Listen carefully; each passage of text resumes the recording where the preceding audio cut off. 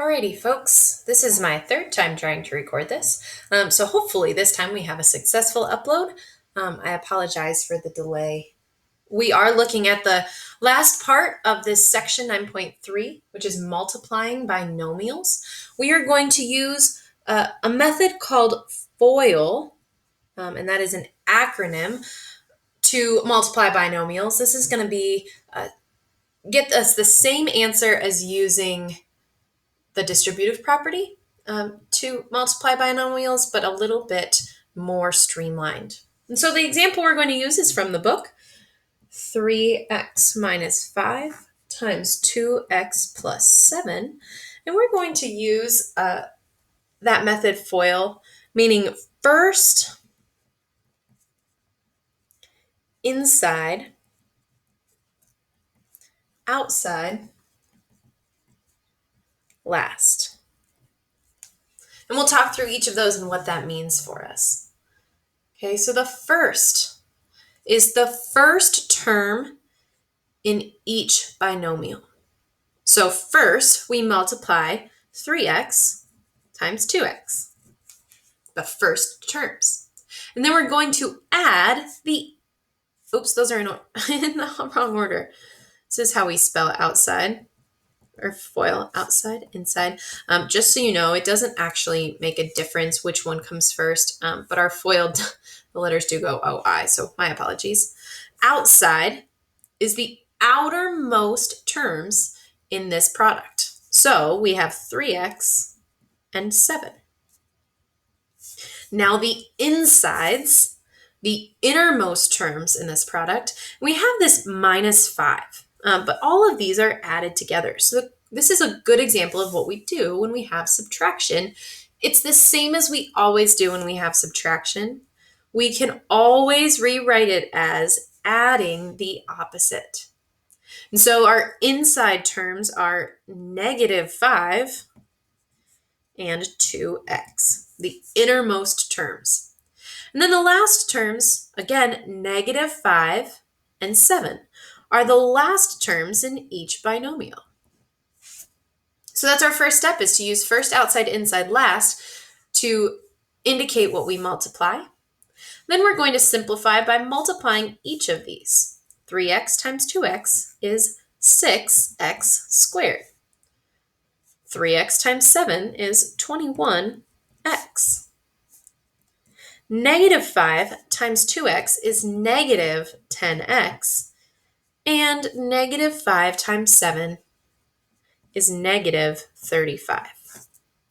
Finally, we simplify by adding any like terms and writing that plus a negative as subtraction. So I have like terms 21x and negative 10x.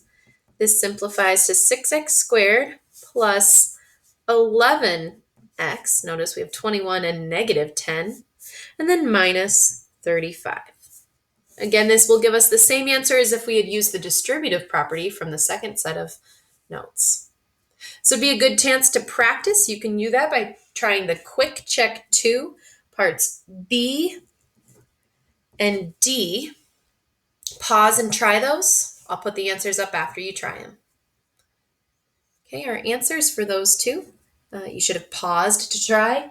Part B was 6x squared plus 7x minus 20. And that's similar to our example. We had a subtraction and an addition. And then D, we have subtraction in both binomials. 6x squared minus 23x. Both of those terms were negative. And then plus 20. When we multiply the lasts, negative 4 times negative 5, negative times a negative is a positive. Second part to this, this is example 3, is some application. Again, we're still on page 506. This is example 3. Has the area, or wants us to find the area of the shaded region in this example.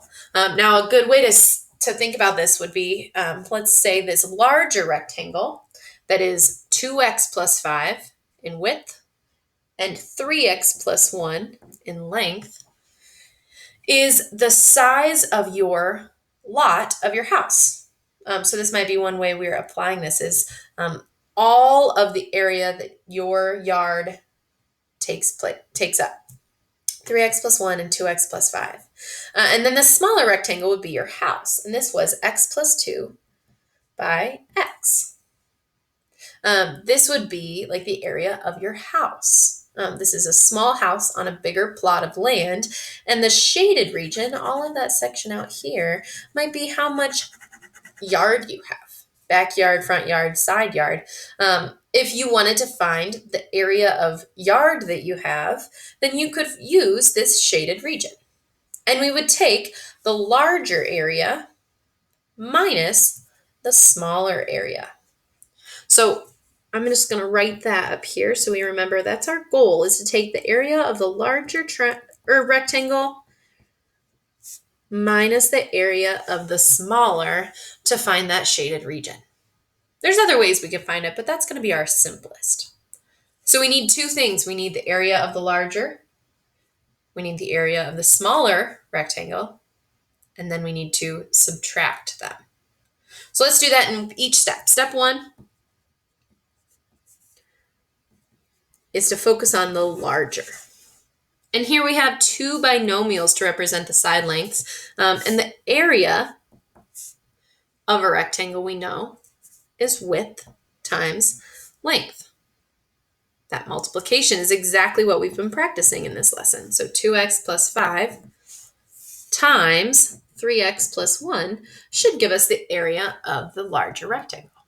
Now, you may notice that this is not going to be a number per se. It's going to have variables in it, and that's okay.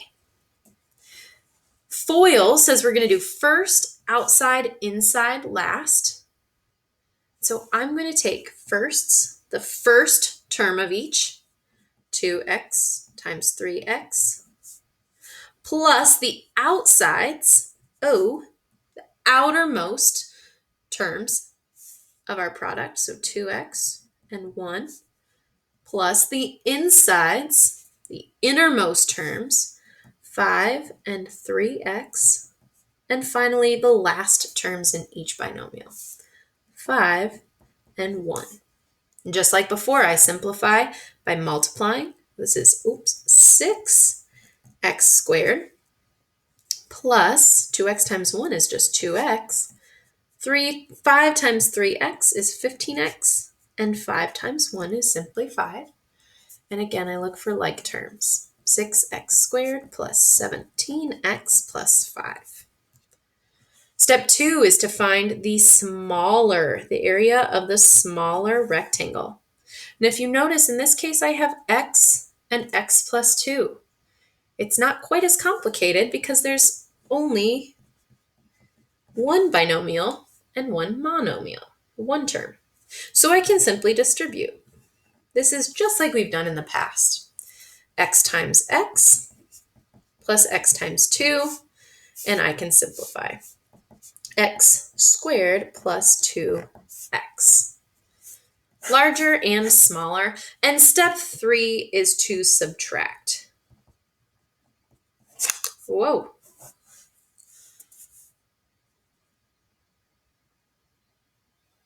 I can take the area of the larger, just like we suggested, was 6x squared plus 17x plus 5 minus the area of the smaller, which is x squared plus 2x. The nice thing about these problems is that they use everything we've learned so far in Chapter 9. They use multiplying binomials, multiplying polynomials, and adding and subtracting polynomials. So we look for like terms, and remember, just like in the quiz review, we need to subtract everything in this second term, or second polynomial. So 6x squared minus x squared, also known as 1x squared, is 5x squared. 17x minus 2x, remember we're subtracting everything, is 15x. And then 5 minus, there's no like term, and so this just stays plus 5. If you'd like to practice this, you can try quick check 3, either A or B. 3A would be a great thing to check that. We are going to have homework that will be available on RenWeb.